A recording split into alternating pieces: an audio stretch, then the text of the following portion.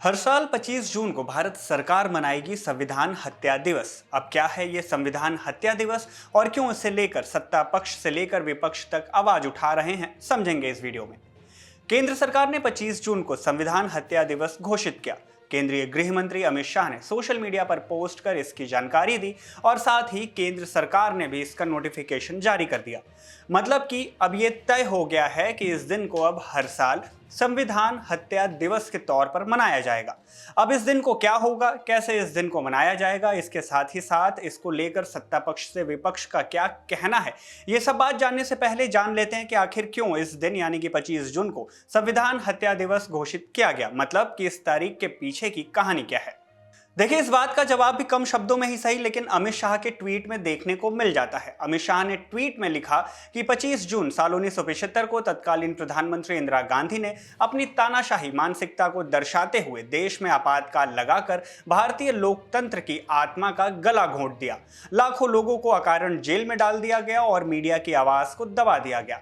भारत सरकार ने हर साल 25 जून को संविधान हत्या दिवस के रूप में मनाने का निर्णय दिया। ये दिन उन सभी लोगों को विराट योगदान का स्मरण कराएगा जिन्होंने 1975 के आपातकाल के अमानवीय दर्द को झेला था। ये तो हुई बात अमित शाह के ट्वीट की। अब इसे और बेहतर तरीके से समझ लेते हैं। देखिए, 25 जून 1975 को देश में 21 महीनों के लिए इमरजेंसी लगाई गई थी। तत्कालीन पीएम इंदिरा गांधी के कहने पर राष्ट्रपति फखरुद्दीन अली अहमद ने इमरजेंसी के आदेश पर दस्तखत किए थे। इसके बाद इंदिरा गांधी ने रेडियो से आपातकाल का ऐलान भी कर दिया।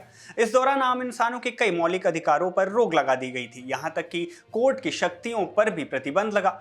आपातकाल को भारतीय राजनीति का काला अध्याय भी कहा जाता है। बताया जाता है कि सरकार ने पूरे देश को एक बड़े जेल खाने में बदल दिया था। आपातकाल के दौरान नागरिकों के मौलिक अधिकारों को भी स्थगित कर दिया गया था।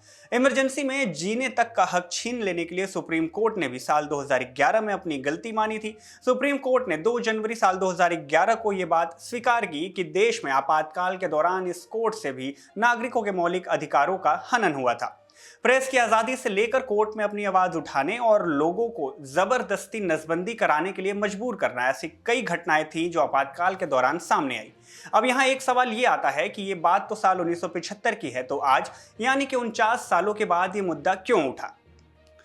दरअसल इस साल 25 जून को इमरजेंसी की 49वीं बरसी थी। इससे एक दिन पहले यानी 24 जून को 18वीं लोकसभा के पहले सत्र में विपक्षी सांसदों ने संविधान की कॉपी लेकर शपथ ली थी। इसे लेकर प्रधानमंत्री ने कांग्रेस की आलोचना की। उन्होंने एक्स पर एक पोस्ट में लिखा कि इमरजेंसी लगाने वालों को संविधान पर प्यार जताने का अधिकार नहीं है। यह सब कुछ इसलिए भी शुरू हुआ क्योंकि इस बार के लोकसभा चुनाव में जिस तरह से बीजेपी ने 400 पार का नारा दिया और पार्टी के कुछ नेताओं ने जिस तरह से 400 सीटें जीतकर संविधान में बदलाव करने की बात कही, इसके बाद से ही विपक्षी पार्टी खासकर इंडिया ब्लॉक के नेताओं ने बीजेपी का संविधान पर हमला बताकर कैंपेन चलाना शुरू कर दिया। यह कैंपेन पहले चुनाव में दिखा, उसके बाद जब सदन में पक्ष और विपक्ष दोनों दलों के सांसदों का शपथ हुआ, उसमें भी विपक्षी पार्टी लगातार संविधान को लेकर दिखाई देती रही और बीजेपी पर हमला भी करती रही।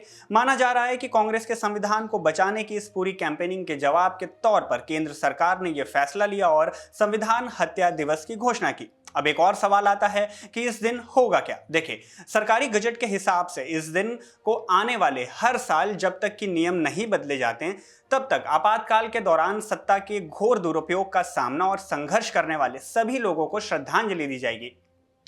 मतलब कि हर साल लोगों को अलग अलग कार्यक्रमों के जरिए यह बताया जाएगा कि आपातकाल में क्या कुछ हुआ, यानी उन घटनाओं की याद दिलाई जाएगी। हालांकि इस घोषणा के बाद से ही विपक्ष ने इसके खिलाफ आवाज भी उठाई। कांग्रेस अध्यक्ष मल्लिकार्जुन खड़गे ने कहा कि पिछले 10 सालों में इस सरकार ने हर एक दिन संविधान हत्या दिवस ही तो मनाई है। आपने देश में हर गरीब और वंचित तबके से हर पल उसका आत्मसम्मान छीना। मध्य प्रदेश में आदिवासियों के अपमान, हाथरस में दलित बेटी के जबरिया अंतिम संस्कार जैसे मुद्दे गिनाए और पूछा कि क्या संविधान की हत्या नहीं हुई तो क्या और क्या है। अखिलेश यादव ने भी कहा कि बीजेपी बताए कि वो अपने काले दिनों के लिए कौन कौन सी तारीख को चुनेगी। 30 जनवरी को बापू हत्या दिवस या फिर लोकतंत्र हत्या दिवस के संयुक्त दिवस के तौर पर मनाना चाहिए क्योंकि इसी दिन चंडीगढ़ में भाजपा के मेयर ने चुनाव में धांधली की थी। वहीं पश्चिम बंगाल की मुख्यमंत्री ममता बनर्जी भी सामने आए और उन्होंने कहा कि देश में सबसे ज्यादा इमरजेंसी तो मोदी सरकार में ही लग रही है। यह सरकार ज्यादा दिन नहीं चलेगी, यह सरकार स्थिर नहीं है। खैर अब तो भारत सरकार की अधिसूचना भी आ गई और ये दिन भी तय हो गया। आगे से लेकर क्या कुछ होगा वो देखने वाली बात होगी। लेकिन आप इस मुद्दे पर क्या सोचते हैं कमेंट बॉक्स में हमें जरूर बताएं। वीडियो अगर पसंद आई हो तो इसे लाइक करें, शेयर करें और चैनल को सब्सक्राइब जरूर कर लें।